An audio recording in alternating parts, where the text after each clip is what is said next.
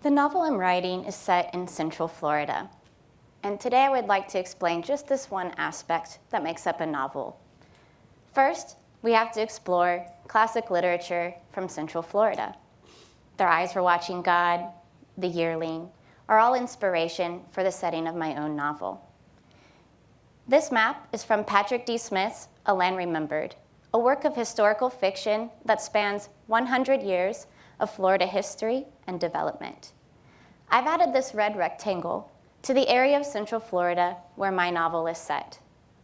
At the end of A Land Remembered in 1960, this area of Florida remained largely undeveloped, with cow fields and citrus groves. But today, in 2020, it is the largest retirement community and fastest growing metropolitan area in the United States. The Villages. The Villages is an active adult community that claims to be Florida's friendliest hometown. And The Villages is my hometown. I went to high school there, and my family has lived in the area for generations. The irony of this is that I am older than The Villages. And of the 120,000 plus residents that live there are largely retirees from out of state. The Villages is a perfect setting for fiction because it's inherently unnatural. In this middle photo, you can see a member of the Villages cheerleading squad parading in a golf cart designed to look like an antique car. Below that, Spanish Springs, one of 3 themed downtown areas in the Villages. Each downtown has their own invented history and was designed by a contractor that worked for Universal Studios. Through my research, I learned that this invented history of the Villages is whitewashing the actual history of the area.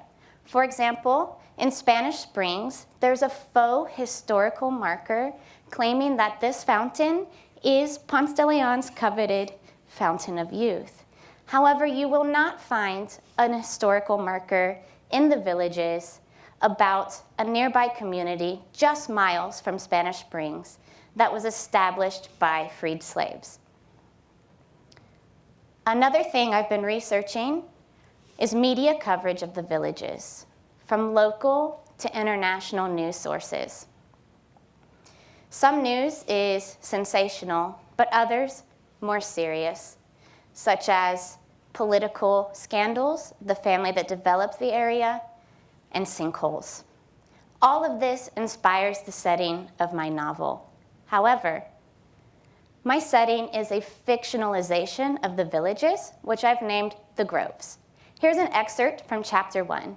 You can read it and compare the setting of the Groves to the 2 photos in the middle, which is another themed downtown in the Villages. William Faulkner was a master at crafting a fictional setting of a real place. This is a map he drew himself, putting his novels in his fictional version of Lafayette County, Mississippi. And once published, my novel will be the very first novel inspired by the Villages, and maybe an important part of Florida literature. Thank you.